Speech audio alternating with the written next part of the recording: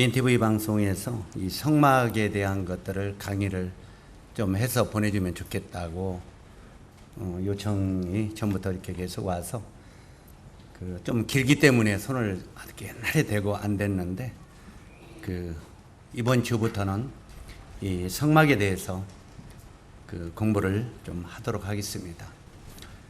약 한 20시간 정도가 걸리기 때문에 한 몇 개월이 가야 됩니다. 똑같은 단락에서 길지만 그래도 그 상세한 것까지 시간 관계상 다 드러낼 수는 없지만 그 중에 이제 아주 핵심적인 뼈대 부분만을 이렇게 교재를 쭉 풀어 나가도록 하겠습니다. 그래서 이것들이 이제 방송국에 입력이 되고 또 그것들을 좀 공부하게 들어오고 나니까 우리 형제 자매님들도 눈여겨서 보고 귀를 기울여 들어서 성막을 통해서 우리들에게 가르치시는 하나님의 음성이 무엇인가를 잘 배울 수 있는 그런 시간이 되었으면 좋겠습니다. 우리 출애굽기 24장을 열어주시면 좋겠습니다. 출애굽기 24장 전체를 읽었으면 좋겠습니다만 축소를 시켜서 12절에서부터 18절까지만 우리 함께 교독을 하도록 하겠습니다. 좀 큰 소리로 교독을 해주시면 좋겠습니다. 출애굽기 24장 12절 여호와께서 모세에게 이르시되 너는 산에 올라 내게로 와서 거기 있으라. 내가 그들을 가르치도록 내가 율법과 계명을 친히 기록한 돌판을 내게 주리라.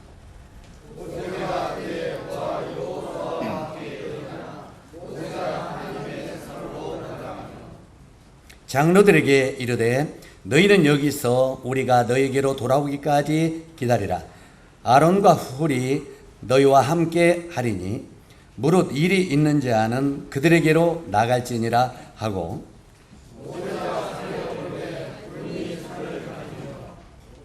여호와의 영광이 시내산 위에 머무르고 구름이 엿새 동안 산을 가리더니 일곱째 날에 여호와께서 구름 가운데서 모세를 부르시니라.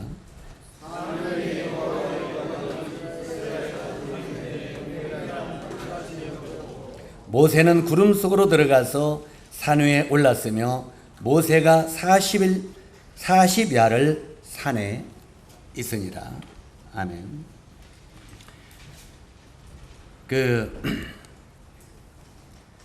이 구약의 이제 이 성막이 굉장히 많은 분량을 차지하고 있는데 이 성막에 대해서 하나님은 우리들에게 아주 귀한 것들을 제시하고 있죠.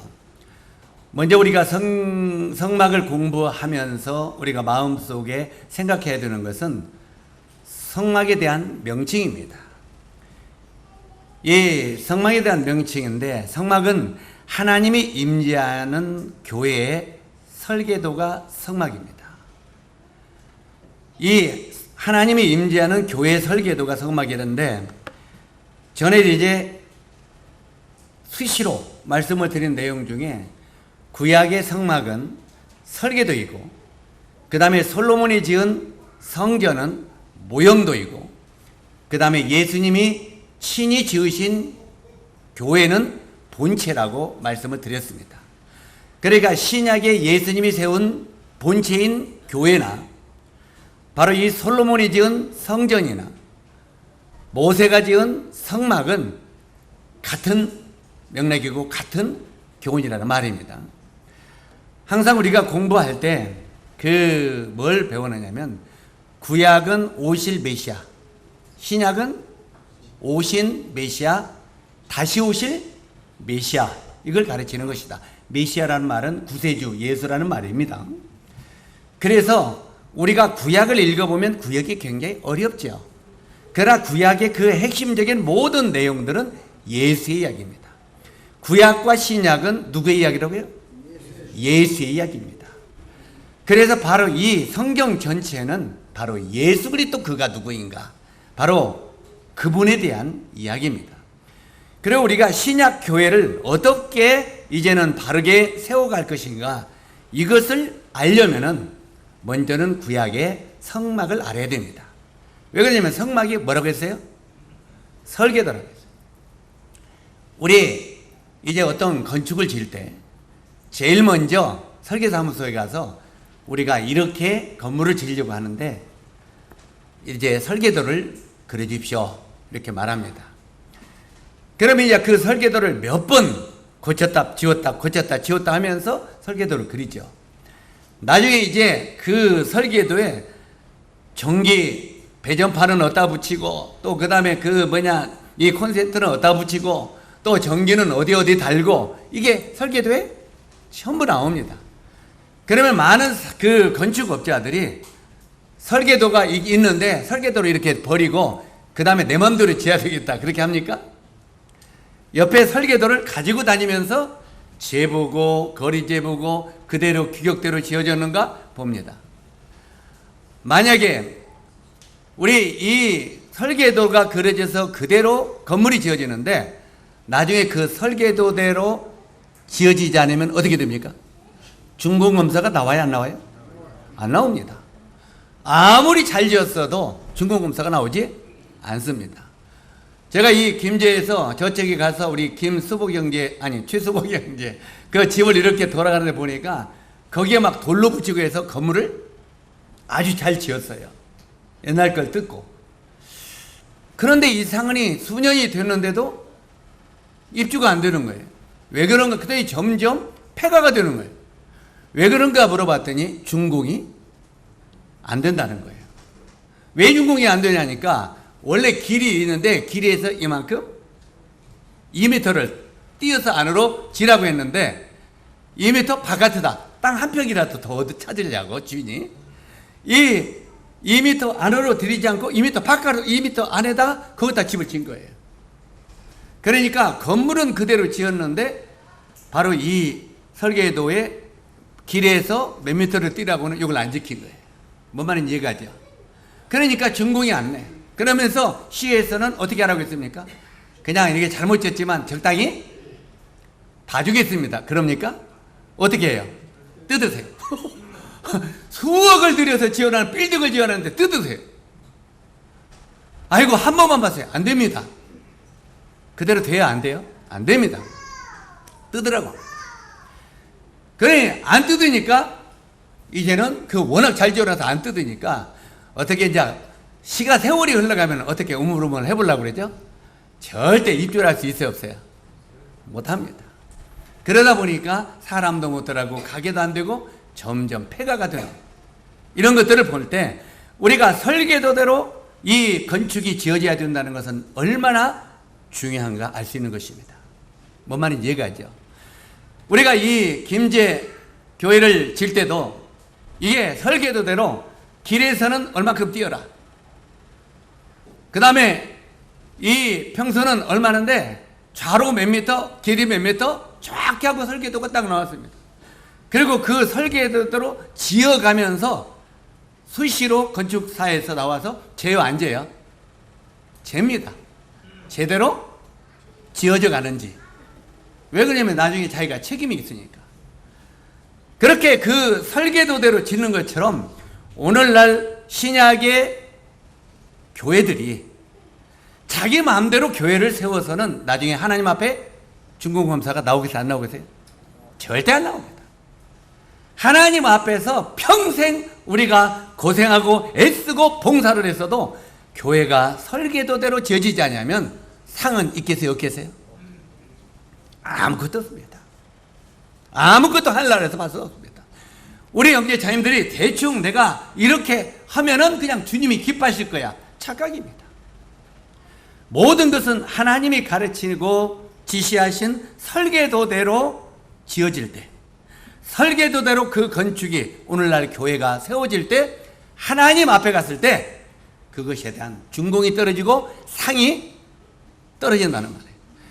그래서 성경은 뭐라고 우리가 가르치냐면 이 성막이 설계도라고 했는데 그래서 설계도인 성막이 우리들에게는 귀중해요? 귀중하지 않아요? 성경에서는 진짜 귀중한 핵심입니다. 바로 이 성막을 우리가 잘 알지 못하면서 교회를 안다고 말할 수 없다는 말입니다. 그래서 바로 이 설계도인 성막을 우리가 정확하게 배우는 것은 굉장히 오늘날 교회를 세우는 우리로 하여금 중요한 것이다. 바로 이 출애굽기 26장 30절에 보면은 뭐라고 기록이 되냐면 한번 따라서 하세요. 너는 산에서 보인 식양대로 성막을 세울지니라. 자, 그 시내산에서 모세에게 가르친 대로, 계시록 가르친 대로 성막을 세우라는 거예요. 만약에 산에서 보인 식양대로 성막이 세워지지 아니하면 하나님이 거기에 임재할 수 있어요, 없어요? 없습니다. 적당이라고 하는 건 있을 수가 없습니다. 항상 우리 사람들은 어디에 익숙해내냐면 적당히에 익숙해 있어요. 그래 안 그래요? 항상 적당히, 적당히 그냥 넘어가, 적당히. 물론 세상 사람 살다 보면 그럴 수도 있죠. 그러나 실제로 이 하나님의 교회가 세워지는 이 일에 있어서는 적당히가 결코 있을 수 없다는 것입니다. 그래서 이 하나님께서는 산에서 보인 식양대로 성막을 세우라고 했고, 그 다음에 두 번째, 이 성막은, 성소는 하나님이 거하시며 임재하시는 장소다, 이렇게 말하고 있습니다. 처음에 인류의 조상인 아담을 창조해가지고 에덴 동산에 기거할 때는 하나님이 이 땅에 직접 내려오셨습니다. 창세기는 내려오셔서 아담아 하고 불렀어요. 그러면 아담은 예 주님, 그리고 하루 종일 교제했어요. 그리고 이제 나 간다 하고 올라가시고, 그렇게 하나님이 직접 내려와서 아담과 대화가 계속 있었습니다. 그런데 어느 날 아담이 뭘 졌어요? 죄를 범했습니다. 하나님의 명령을 저버리고 죄를 범하니까 그때부터는 하나님이 이 땅에 내릴 수가 없었습니다. 죄가 가득한, 죄가 퍼져 있는 곳에는 하나님이 함께할 수가 없다는 것입니다. 그래서 우리가 천국에도 하나님의 나라에도 죄가 눈곱만큼만 있어도 우리가 천국에 갈 수 있다 없다? 없다는 거예요. 이미 우리는 적당하니 이렇게 생각을 하고 있으면 하늘나라 갈 때 죄를 적당히 묻혀서, 우리가 그냥 살다 보면 죄가 많으니까 적당히 묻혀서 갈 수 있다고 생각합니다. 그러나 천국의 문 앞에 지켜있는 천사가 딱 그냥 책을 딱 펼치면서 우리를 시험대에 올려놓습니다. 그런데 그 죄가 조금이라도 묻어있기만 하면 탈락, 전부 다 지옥으로 떨어진다는 것입니다. 그래서 주님의 나라에 들어갈 때는 완벽하게 죄가 남김없이 용서함을 받은 사람만이 그분의 나라에 들어갈 수 있다고 말합니다. 그래서 실제로 하나님은 거룩하신 분이기 때문에 죄가 있는 곳에는 임재할 수 없다는 것입니다. 그래서 아담이 죄를 범한 다음에는 하나님이 이 지상에 내릴 수가 없었습니다. 왜? 죄가 퍼져버렸기 때문에. 그래서 하나님께서는 이제 사람과 말하고 싶어 축 가는 거예요. 누가? 하나님이 사람을, 그전에는 서로 사랑을 했어요. 사람과 하나님이 사랑을 너무 잘해서 그냥 대화가 잘 됐다 이 말이에요. 그런데 거기에 죄가 끼어들으니까 이제는 사람은 하나님을 떠나서 그냥 잊어버렸어요. 자, 우리가 결혼을 하려면 짝사랑해가지고는 결혼이 돼야 안 돼요? 서로 피차가 사랑을 해야 결혼이 성립이 되죠. 그런데 그때부터는 사람은 하나님을 거절해버리고 하나님 쪽에서는 사람을 짝사랑하셨다. 왜? 원래가 만들었고 원래가 그 하나님의 형상대로 만들었고 했기 때문에 하나님은 사람을 너무너무 사랑했다 이 말이에요. 사랑하기 때문에 만나고 싶어요? 안 만나고 싶어요? 우리요, 한번 생각해 봅시다.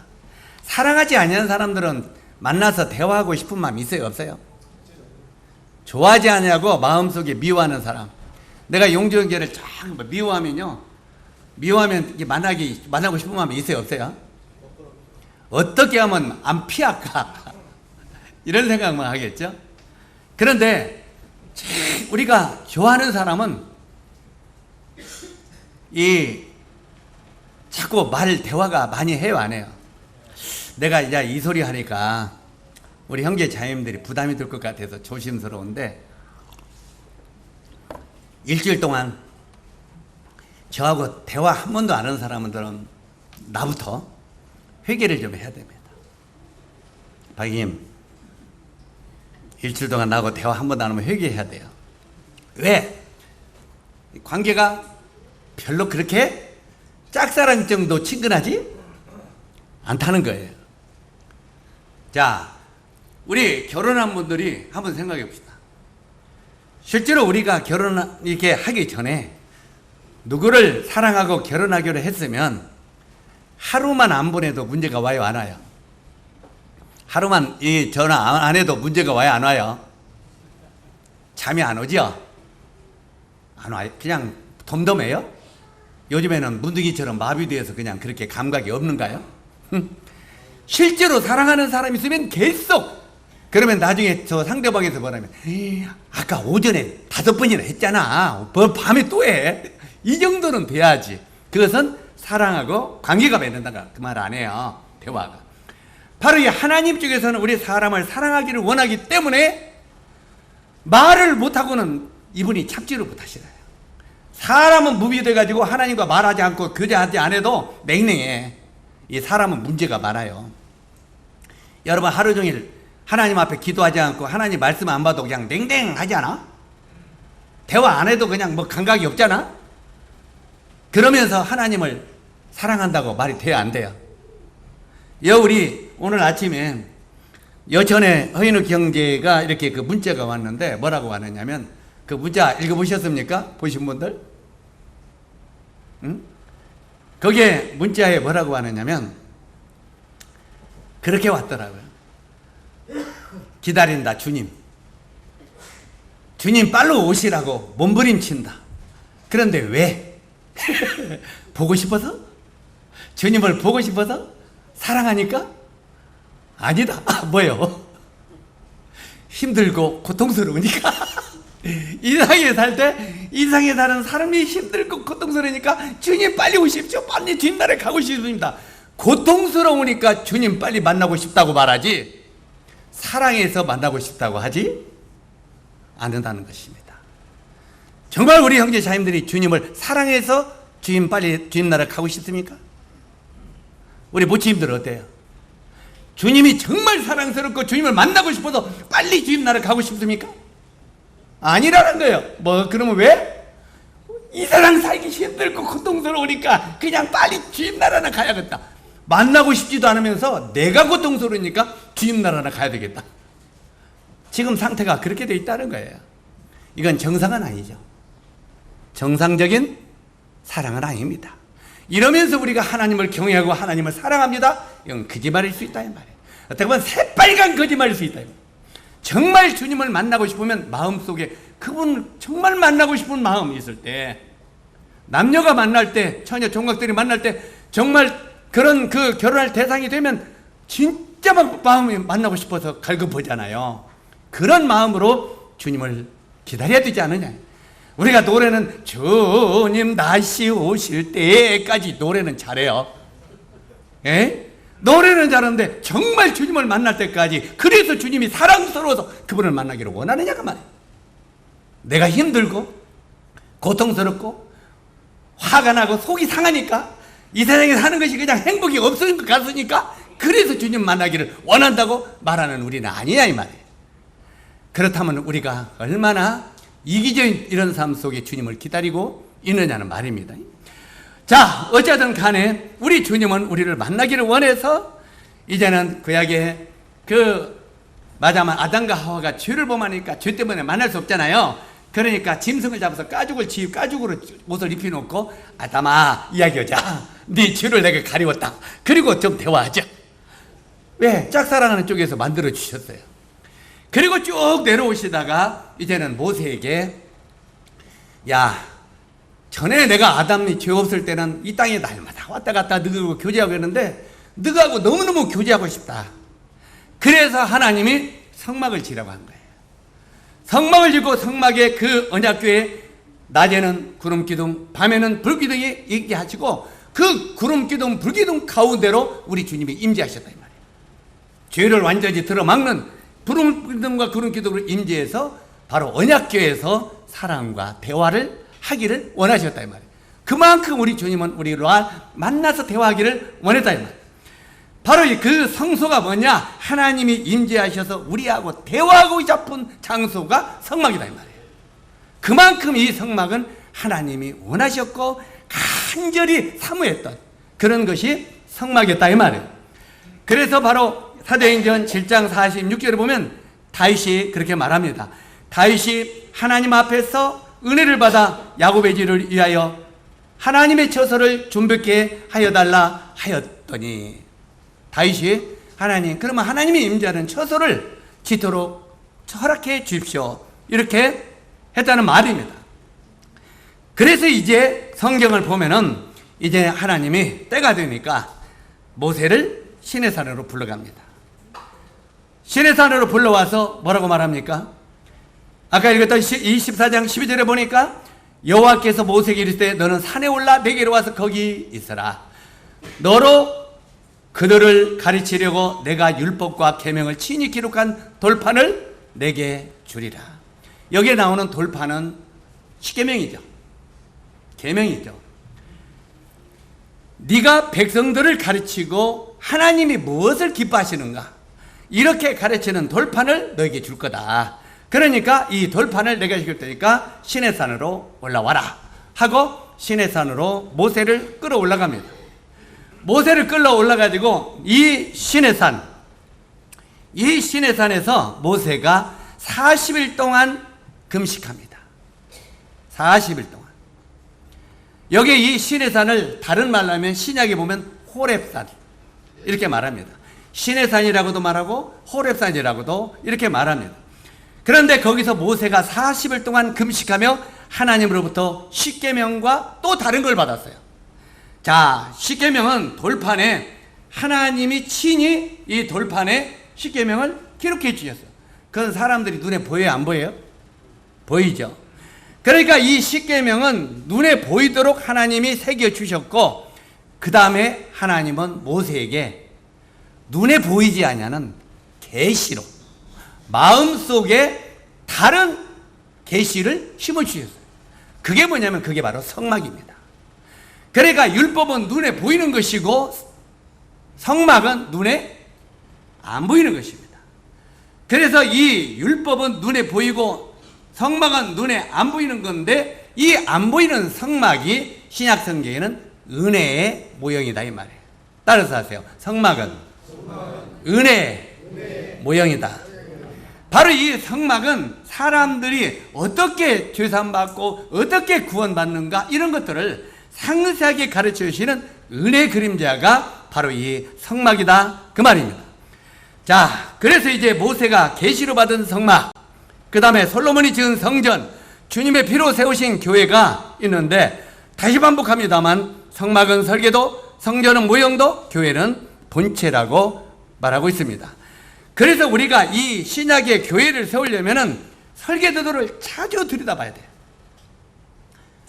예, 건축할 때요, 그 건축업자들도 대충 하는 사람들은 나중에 꼭 문제가 오더라고요. 그거 대봐면 그 조금 짧은 것도 같고 긴 것도 같던데, 이거 대충 적당해. 건축업자가 그런 사람은 나중에 중공업사 받기 힘들어요, 쉬어요, 힘들어요. 근데 그 사람들은 나중에 꼭 돈으로 해결하려고 해요. 조금 긴 것을 돈 얼마 주고 해결하려고. 그건 이제 이 땅에서는 통과가 돼야 안 돼요? 그러다 조금 돈 주고 돼. 왜? 부정이 많은 아직 교 가운데 사는 것이. 하나님 나라는 뇌물로 안 돼요. 하늘 나가가지고는 거기서는 뇌물로 적당히 그냥 봐달라고 안 된다 이 말이에요. 그래서 우리가 하나님의 교회를 세울 때는 이 설계도를 수시로 봐야 된다.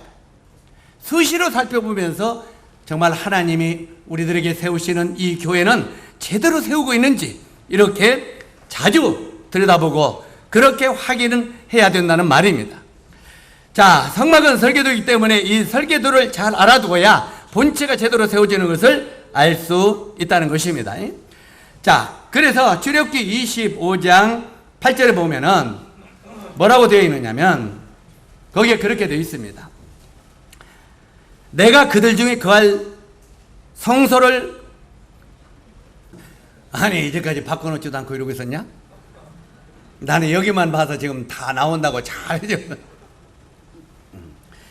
여기 나오는 이 그림은 이스라엘 성막연구소에서 그린 겁니다. 이게 이스라엘에서 직접 한 것을 따온 것이기 때문에 이건 시중에 돌아가는 건 아닙니다. 그런데 실제로 거기 보면 모세가 산에 오르매 구름이 산을 가리워 여호와의 영광이 시내 산 위에 머물고 구름이 6일 동안 산을 가리더니 제7일에 여호와께서 구름 가운데 모세를 부르시니라. 산 위에 여호와의 영광이 이스라엘 자손의 눈에 맹렬한 불같이 보였고 모세는 구름 속으로 들어가 산 위에 올랐으며 40일 40야를 산에 있으니라. 바로 이 40일 금식하면서 40일 낮과 밤 시내산에 머물렀다는 말입니다. 자, 40일을 밤과 낮으로 먹고 입고 있지 않아도 죽었어요? 안 죽었어요? 안 죽었죠. 하나님이 특별하게 모세를 보호했기 때문에 바로 그가 죽지 않고 40일을 금식할 수 있었다는 것입니다. 그런데 여기에 뭐라고 했느냐면 밑에 출애굽기 25장 8절에 내가 그들 중에 거할 성소를 그들을 시켜 나를 위하여 주되. 자, 성소를 누구를 위하여 짓는다고요? 먼저는 하나님을 위해서 짓는다는 거예요. 우리가 신앙생활을 할 때 한 가지 알아야 될 게 있어요. 뭘 알아야 되냐면 항상 우리는 하나님이 나를 위해서 해주신 것만 관심을 가져요. 그래 안 그래요? 그래서 나는 이런데 하나님이 나를 도와주시고 하나님이 나를 이렇게 해주시고 하나님이 나를 이렇게 축복해 주시고 전부 하나님이 나를 해주신 거, 이것만 우리가 감사하고 이것만 기억합니다. 그런데 이 성막을 질 때 하나님이 뭐라고 말씀하면 내가 그들 중에 거할 성소를 그들이 누구를 위하여 짓는다고요? 나를 위하여 짓는다. 그래서 실제로 우리들은요, 나를 위하여 하나님이 존재하는 게 아니라 하나님을 위하여 내가 존재한다는 걸 잊지 마시기 바랍니다. 이해가십니까? 자, 지금부터 생각을 오늘부터 바꿔요. 한번 다시 따라서 하세요. 저를 따라서 하세요. 우리가 하나님이 나를 위하여 존재하는 것이 아니고 내가 하나님을 위해서 존재하는 것이다. 이해가십니까? 이게 정말 하나님이 원하시는 바른 참된 신앙입니다. 그런데 우리들은 거의 이렇게 믿고 이렇게 따르고 이렇게 순종하는 분이 10%도 안 됩니다. 거의 다 하나님이 나를 위해서 존재하죠. 그래 안 그래요? 시커멓게 말도 안 듣고 죄 가운데 빠져다 지옥으로 떨어질 나를 위해서만 하나님이 존재한다고 생각하고 있다 이 말이에요. 우리가 하나님을 위해서 존재하는 거예요. 그래서 여러분이 인생을 할 때 어떻게 해야 되겠습니까? 하나님이 나를 병원에 보내셨다? 그러면 하나님이 왜 나를 병원에 보내셨지? 내가 병원에 누구를 위하여 하나님의 복음과 주님의 영광을 나타내라고 나를 이곳에 보내셨지? 생각이 거기에 있어야 돼. 그래 안 그래요? 그런데 모든 생각이 왜 나를 안 도와주지? 왜 나를 이렇게 하지? 왜 나를? 전부 자기 중심이. 이게 말세는 고통하는 때가 이르니 사람이 자기를 사랑하고 철저하게 자기 중심이다 이 말이에요. 오늘부터는 김제교회 성도들은 조금 마음을 넓혀서 내가 하나님을 위해서 존재하는 거구나. 그럼 우리 모든 생각이 어떻게 바뀌어야 돼요? 주님, 오늘 내가 나를 위해서 이런 것들이 좀 필요한데 오늘 주님을 위해서 이런 것이 필요하다니까 내 것은 내려놓고 주님을 위해서 내 삶을 이렇게 드리겠습니다. 이게 바른 신앙 아닙니까? 이제 조금 이해가 가세요? 오늘부터는 우리 형제 자님들이 성숙한 신앙 속으로 들어가려면 나를 위하여 하나님, 나를 위한 하나님을 찾지 말고 하나님을 위하여 내가 나를 기억하시면서 신앙생활 하시기 바랍니다. 그랬을 때 하나님이 너희는 내 마음에 합한 자다 이렇게 그때 다 비로 말하는 거예요. 그런데 전부 하나님이 나를 위해서만 존재한다면 우리가 어떻게 하나님 마음에 합한 자가 될 수 있겠어요? 하나님의 마음에 합한 것은 내가 그분을 위하여 존재하는 것이에요. 그래가 때때로는 내가 죽음이 나에게 앞을 예비됐다 할지라도 나의 죽음이 주님을 위한 것이라면 기꺼이 내가 죽겠다고는 이게 참된 신앙이라 이 말이에요. 그러죠? 근데 우리는 어때요? 하나님 죽게 생기는데 빨리 나를 도와주세요. 건져주세요. 나를 위해서 하나님이 존재해요. 모든 게. 그죠? 자, 이게 참된 신앙과 그냥 종교 생활이 어떻게 다른가를 생각하시면 됩니다. 여기 보면 이 성소가 그들을 시켜 나를 위하여 지으라고 성경은 말하고 있다는 걸 기억하시 바랍니다. 내가 내게 보이는 장막의 식양과 기구의 식양을 따라 지을지니라. 이 식양을 따라 지으라는 말은 설계도대로 세울지니라 하는 말이죠. 설계도대로. 자, 이 성막을 우리가 공부해야 되는 이유를 몇 가지로 이렇게 한번 분리본다면, 첫 번째, 이 성막을 통해서 하나님을 만날 수 있는 길을 발견할 수 있기 때문에 성막을 공부하라고 말합니다. 다시 반복합니다. 하나님을 만날 수 있는 길을, 하나님을 만날 수 있는 길을 이 성막을 통해서 어떻게 된다고요? 발견할 수 있기 때문에 이 성막을 공부하는 게 중요하다. 물론 우리가 이 신약의 복음은요, 구약의 성막을 풀어놓은 것이죠. 구약의 이 성막의 비밀을 풀어놓은 것이 신약입니다. 그렇기 때문에 신약을 통해서도 우리가 구원을 받죠.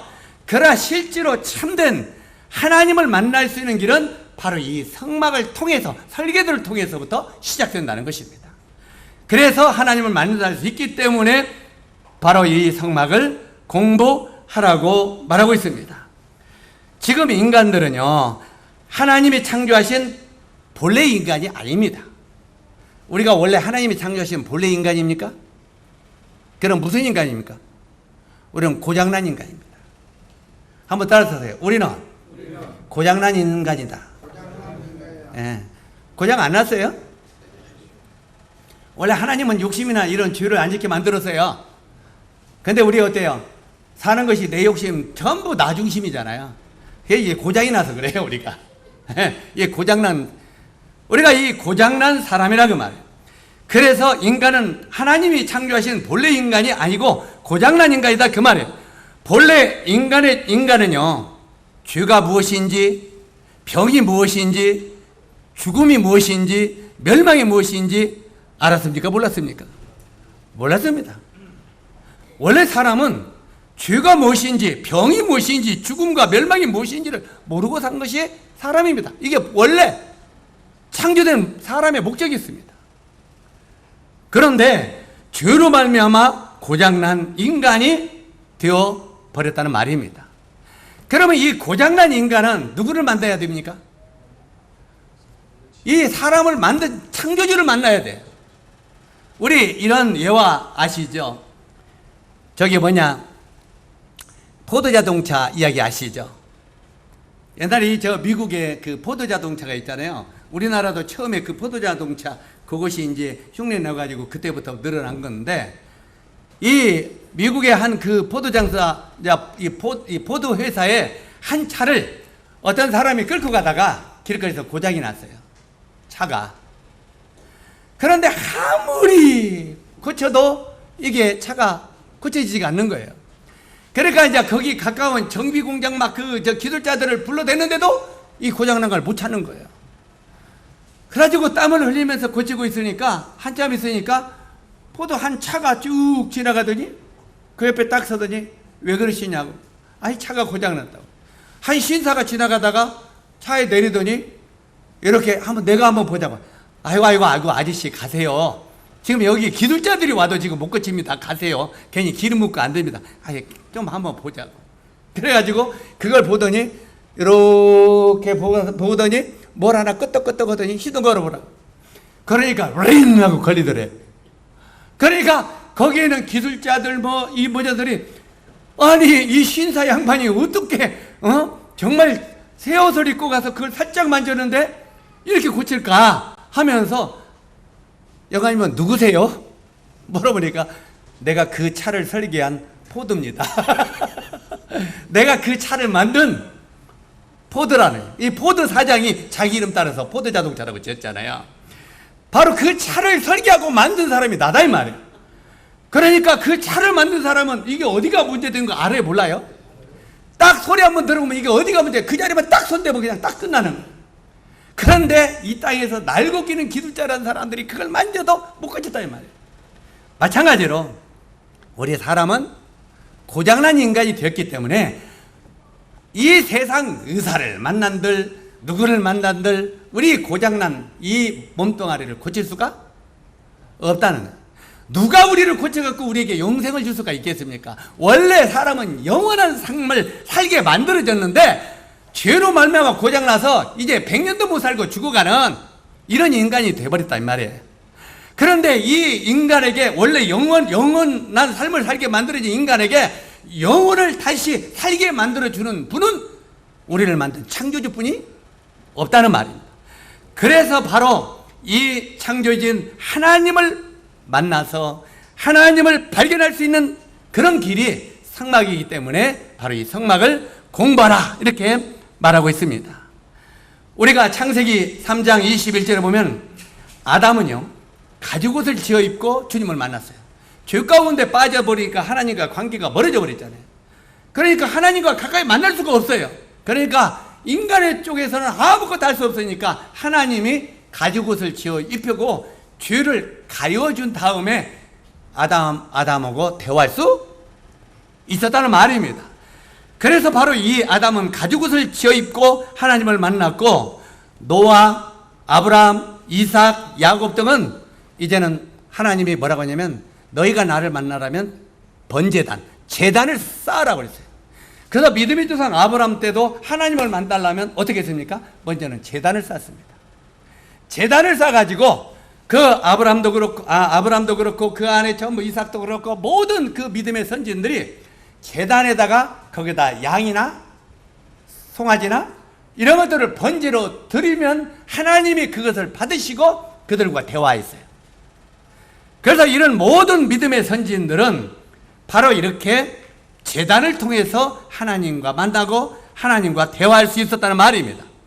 그 다음에 이제 모세 이후에는 이제 하나님이 모세를 통해서 성막을 짓게 하시고 이 성막을 통해서 하나님이 사람과 만나게 되었다는 말입니다. 그래서 우리가 출애굽기 25장 22절에 보니까 한번 따라서 하세요. 내가 거기서 너와 만나고. 자, 어디서 만난다고요? 거기가 어디예요? 성막 아니죠. 바로 성막을 짓고 거기서 내가 너를 만나고 내게 명할 모든 일을 거기서 내가 내게 이르리라. 바로 이 성막 안에서 내가 너를 만나고 그 다음에 거기서 네가 할 모든 일을 내가 지시하겠다. 그러니까 이 성막이 얼마나 귀중한 것이냐 이 말입니다. 바로 이 성막이라고 하는 말은 미시칸이라고 하는 의미입니다. 미시칸. 이 미시칸이라는 의미는 거처라 이런 뜻이에요. 거처. 하나님이 거하는 처소. 하나님이 거하는 처소. 그래서 바로 이런 거처라 하는 뜻인데 그래서 성막을 공부하면서 하나님을 만날 수 있다고 하는 것을 기억하시고 성막에 접하시기 바랍니다. 그 다음에 두 번째, 예수님을 바로 알고 확신을 갖고 믿을 수 있는 것이 성막입니다. 성막을 통해서 우리는 예수님을 바로 알 수 있다 이 말이에요. 그리고 성막을 통해서 우리가 구원의 확신을 가질 수 있다. 성막을 통해서 구원의 확신을 가질 수 있고 성막을 통해서 이제는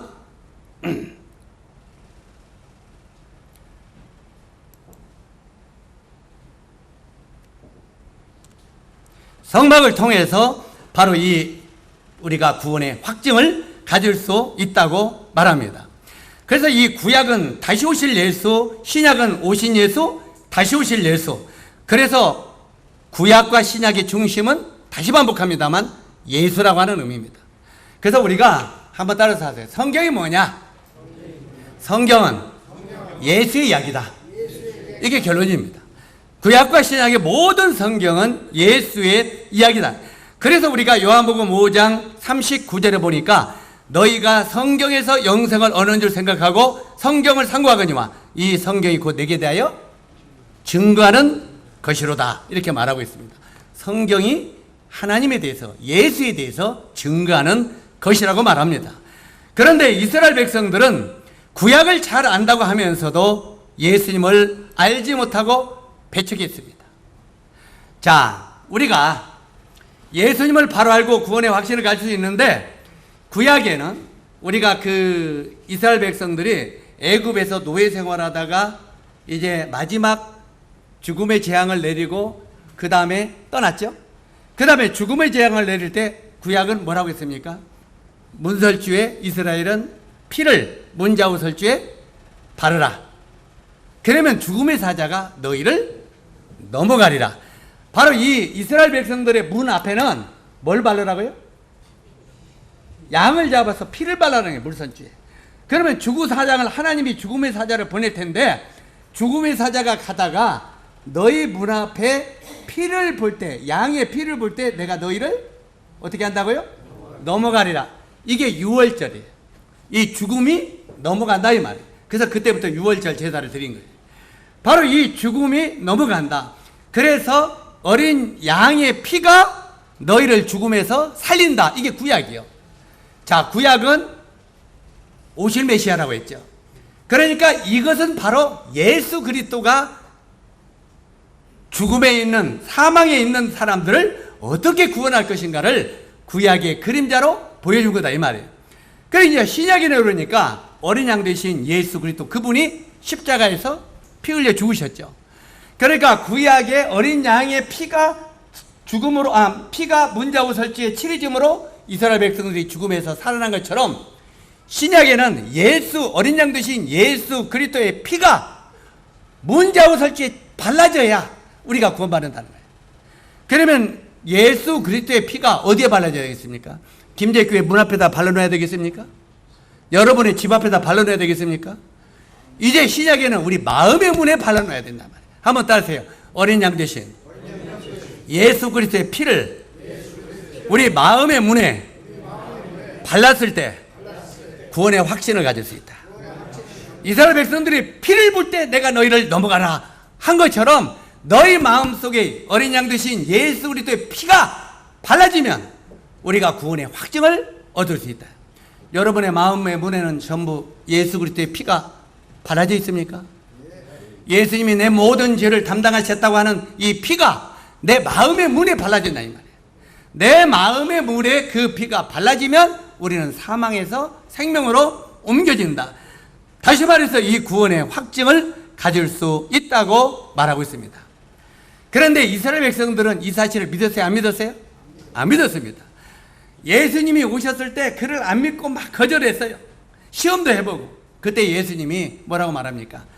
한번 따라하세요. 너희가 구약을 믿었으면 나를 믿었으리라. 자, 구약은 오실 메시아, 신약은 오신 메시아다. 그러니까 너희가 구약 성막을 너무 잘 알고 거기서 제사 드리고 했지 않느냐. 그리고 너희가 이스라엘 백성들이 그 애굽에서 나갈 때 어린 양의 피가 문자주의 설지에 발라져서 너희가 살았지 않느냐. 이 구약의 의미를 너희가 깨달았다면은 신약에 내가 누구인지를 알았을 것이다. 그런데 너희는 구약을 믿는다고 하면서도 아니다. 너희는 믿지 않는 사람이다 이 말이에요. 그래서 수없이 많은 사람들이 하나님의 말씀을 믿는다고 말하면서도 안 믿는다는 거예요. 예수님을 내가 믿습니다 하면서도 그분의 말은 안 믿는다는 거예요. 그래서 실제로 우리가 믿음은 그분의 말을 믿는 것이 굉장히 중요하다. 그래서 요한복음 5장 46절로 47절에 보면 모세를 믿었으면 나를 믿었으리라. 믿었으리니 이는 그가 내게 대하여 기록하였음이니라. 그러나 그 글도 믿지 아니했거든 어찌 내 말을 믿겠느냐 하고 예수님이 말씀하신 것을 보게 됩니다. 우리가 구약의 모세 오경 중에 가장 중요한 부분이 바로 성막입니다. 이 모세 오경이 있죠. 이 모세 오경 중에 가장 중요한 것이 성막이에요. 왜 그러냐면 성막은 바로 예수님의 사건이기 때문에 그렇습니다. 성막은 예수님의 사건이고 그 다음에 성막은 예수님의 이야기입니다. 지금 계속 성막에 대해서 우리가 뭘 말하는가를 이야기하는데 다시 따라서 하세요. 성막은 예수의 이야기다. 그래서 예수님이 십자가에 달리실 때 마지막 하신 말씀이 뭐라고 했습니까? 다 이뤘다 하시고 숨을 거두실 때 성소 휘장이 위에서부터 아래까지 어떻게 되세요? 쫙 찢어졌죠. 예수님이 십자가에서 죽음과 성막이 찢어진 그 휘장이 찢어지는 게 무슨 의미가 있겠습니까? 뭐가 같겠어요? 그런데 실제로 이 예수님이 십자가에 돌아가실 때 성막 휘장이 위에서부터 아래까지 찢어진 것은 예수님의 죽음과 성막은 동일하다 이 말이에요. 이해 가시죠?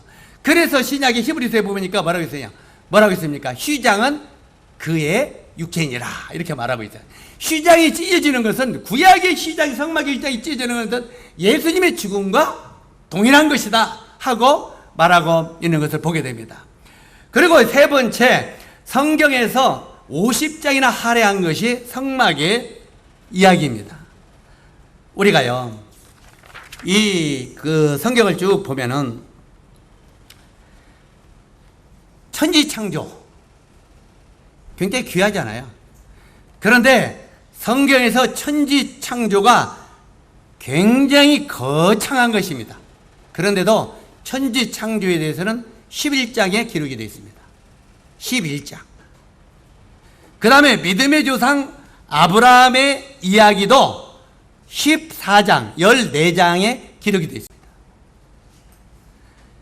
아브라함의 이야기도 14장에 기록되어 있는데 성막은 50장에 기록이 되어 있습니다. 놀랍지 않아요? 천지창조가 거창한 것인데도 11장에 기록이 되어 있고 믿음의 조상 아브라함에 대한 이야기도 그렇게 거창한 것인데도 14장에 기록이 되어 있고 그런데 성막은 몇 장? 50장에 기록이 되어 있다 이 말이에요. 신구약에 합쳐서.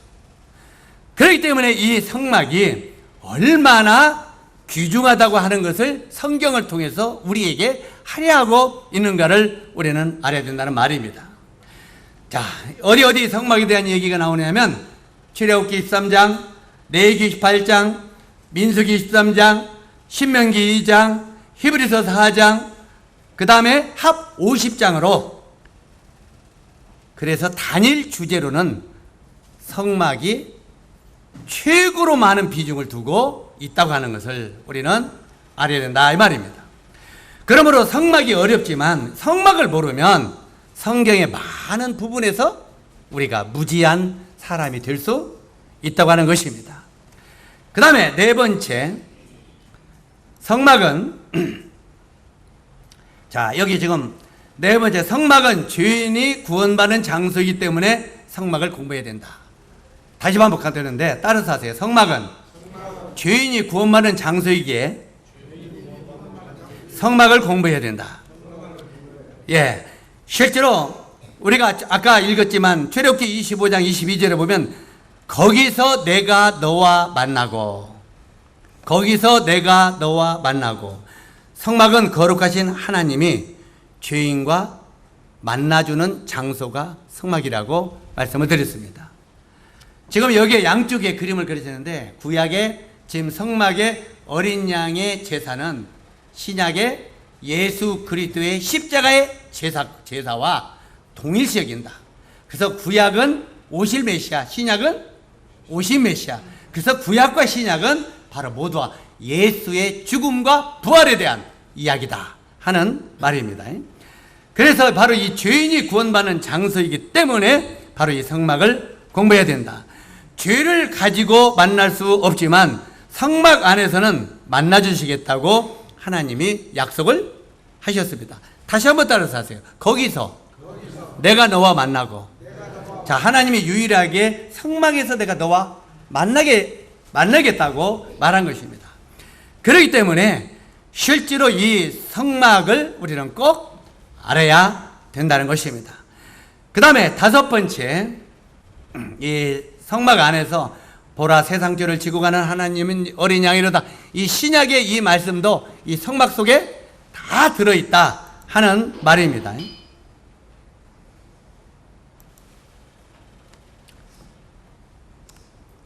자, 우리 이사야서 54장 5절을 아죠? 이 말을 우리 한번 같이 읽도록 하겠습니다. 그 말씀만. 그가 찔림은 시작.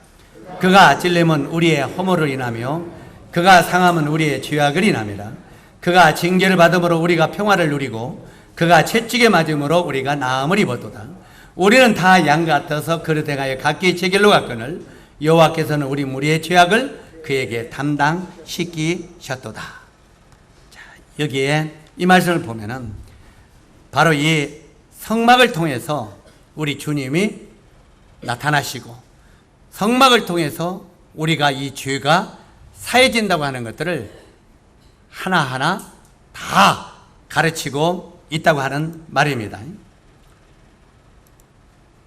그 다음에 다섯 번째는 성막은 하나님 자신을 나타내며 하나님이 계시하는 장소라고 말합니다. 자, 성막을 통해서 하나님이 자기 자신을 나타내십니다. 그리고 성막을 통해서 하나님이 사람들에게 계시를 말씀하시는 장소라고 말하고 있습니다. 우리가 요한복음 14장 9절에 보면은 예수께서 가라사대 빌립아 내가 이렇게 오래 너와 함께 있었으되 내가 나를 알지 못하느냐? 나를 본 자는 아버지를 보았거늘 어찌하여 아버지를 보이라 하느냐?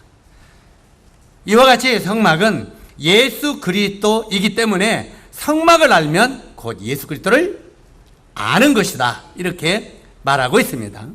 성막은 그분을 나타내며 계시하는 곳이기 때문에 우리가 성막을 공부해야 된다. 그래서 성막을 공부하다 보면은 그 안에서 하나님의 비밀을 우리들에게도 동일하게 계시를 하고 계신다 이 말이에요. 계시가 뭡니까? 계시는 비밀이에요. 사람들에게 알려지지 아니한 거. 이것을 드러내서 보여주는 것이 계시다 이 말입니다. 바로 이 성막은 하나님 자신을 나타내고 계시하는 장소이기 때문에 바로 이 성막을 우리가 알고 공부해야 된다 하는 말입니다. 그 다음에 이제 시간 때문에 막 쫓겨나가는데 지금 이것은 성막에 그 보면은 바깥에는 이제는 전부 다 노수로 만들었습니다. 나중에 공부를 하겠지만 바깥에는 노제단 있죠? 그 번제로 드리는 노제단이 답이 나와버렸네. 노시죠. 이 노선이 심판을 상징합니다. 바로 이 노제단이 있고 노제단을 지나가면 뭐가 있습니까? 물두멍이 있습니다. 그런데 물두멍이 뭡니까? 그것도 노시입니다. 그럼 이제 이 바깥에 실제로 이 모든 바깥에서 움직이는 모든 것은 은과 노시입니다. 나중에 성막으로 실제로 들어갈 때 경부를 하다 보면 은과 노시인데 이제는 성소 안으로 딱 문을 열고 들어가 보면 뭡니까? 황금입니다. 이 성막 안은 황금입니다. 바로 이 제사장은 바깥에서 드리는 제사장과 안에서 제사 드리는 제사장이 다릅니다. 바깥에서는 번제단에서는 날마다 꼭 머슴처럼 이 짐승만 잡는 제사장이 있잖아요. 불 태우고 날마다 잡고 그 물동에다 손 씻고 발 씻고 또 잡고 손 씻고 발 씻고 계속 그 일을 합니다. 그런데 실제로 이 성소 안으로 들어가면 휘황찬란한 금입니다. 노조각에 전부 다 금을 입혔는데 왜 성소 안은 금이겠습니까? 바로 이 성소 안이 진정한 예배드리는 삶을 이야기합니다. 하나님 나라의 예배드리는 삶. 그래서 수없이 많은 세상 사람들이 구원받았다 할지라도 그들은 성소 바깥에 예배를 드리는 것입니다. 뭔 말인지 이해가십니까? 성소 바깥에 노제단과 물두멍에 예배를 드려요. 구원받은 사람들도. 그런데 여러분은 지금 어디에서 예배드리는 사람입니까? 성소 안에서 예배드리는 사람입니다. 이것이 바로 왕같은 제사장이라고 하는 의미입니다. 그래서 실제로 성소 안에서는 황금이 휘황찬란한 불빛이 나타나는데 적어도 우리가 하나님 안에서 예배를 드리고 있다면 우리는 천국을 보면서 예배를 드려야 됩니다.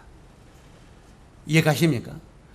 그러니까 우리가 성찬을 통해서 우리가 경히 여기지 말고, 제가 이 화채설을 주장하는 사람 아닙니다. 그러나 실제로 이 성찬 예배를 드릴 때 우리는 성소 안에 제사장으로서 지금 예배를 드리고 있는 사람이라는 것을 인식해야 됩니다.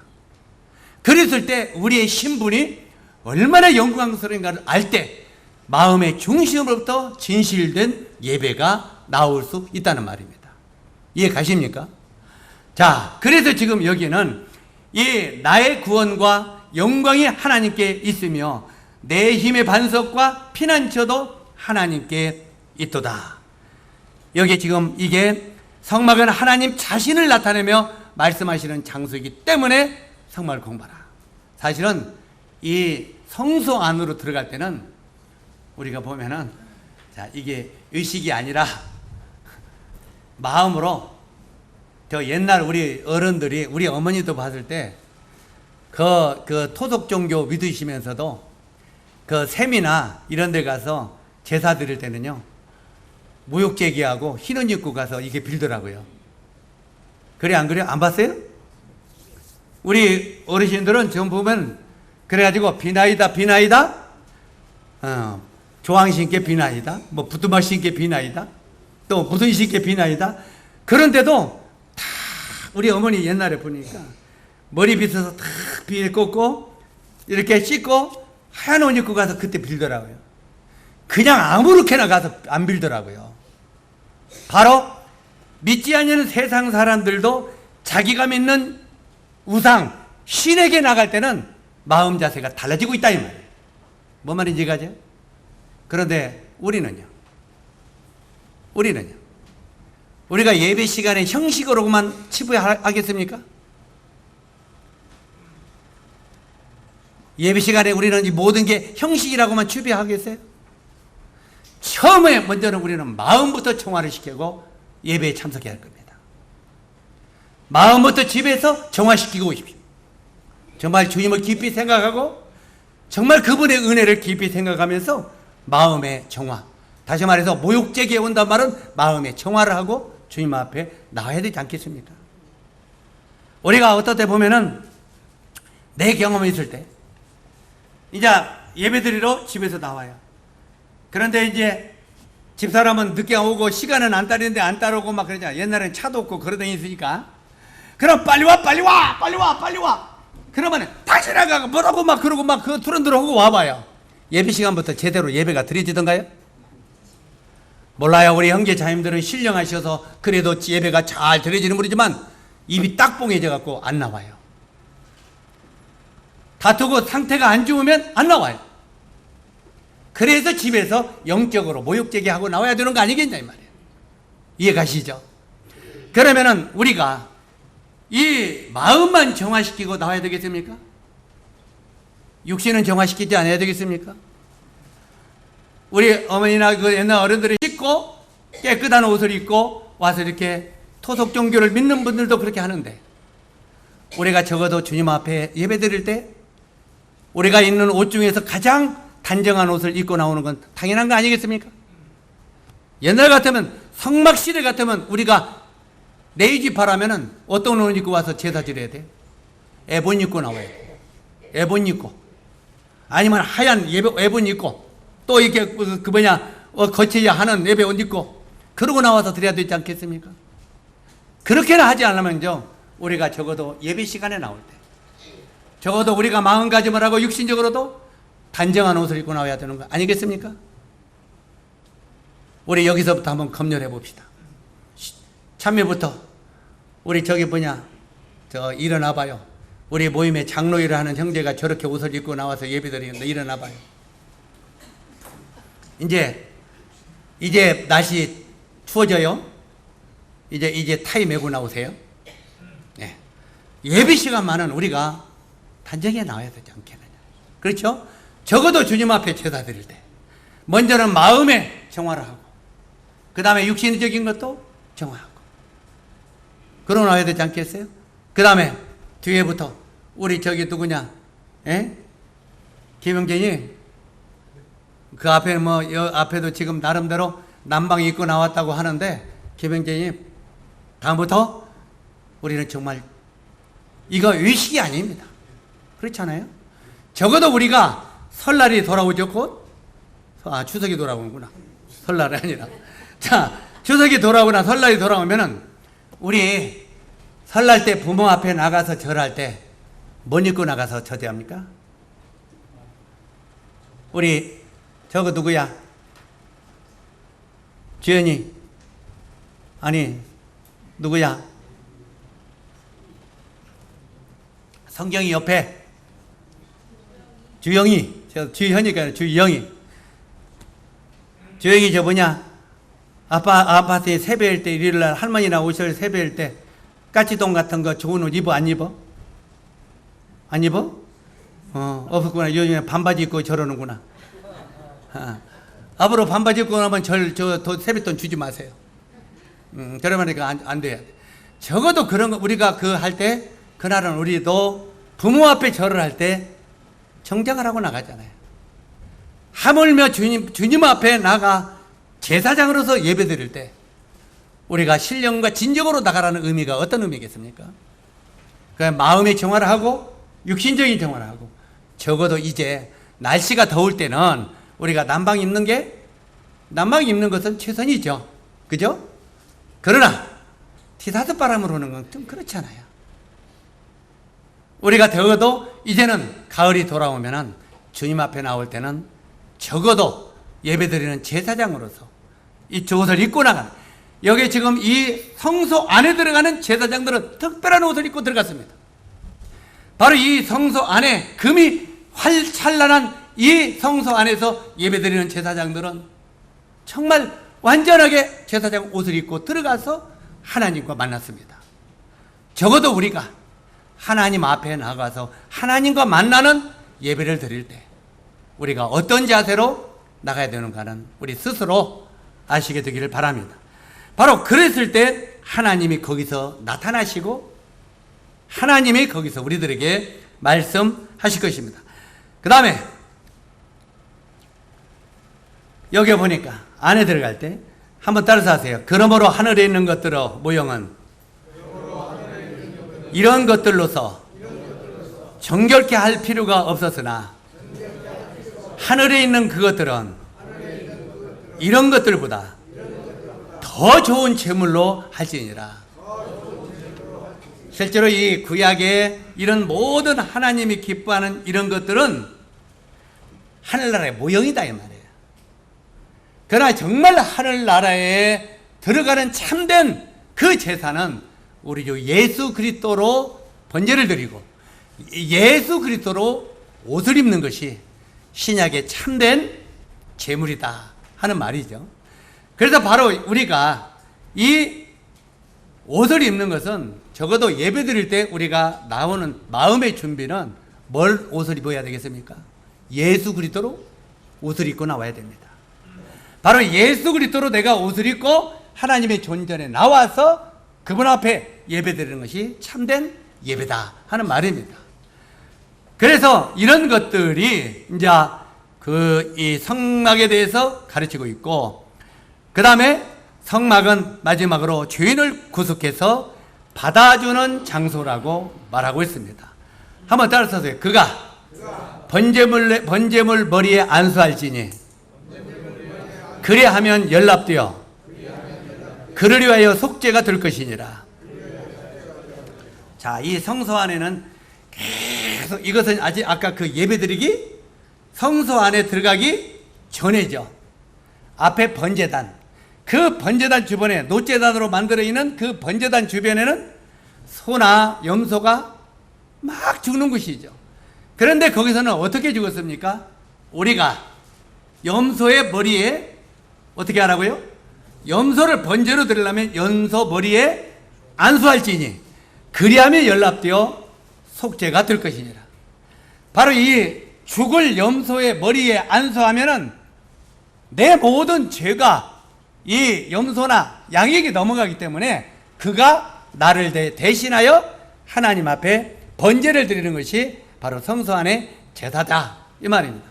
그래서 우리가 이 성막을 통해서 바로 우리가 죄인들이 어떻게 구원받고 어떻게 하나님 안에 받아주는가 하는 것들을 자세하게 가르치는 것이 성막의 의미라 그 말입니다.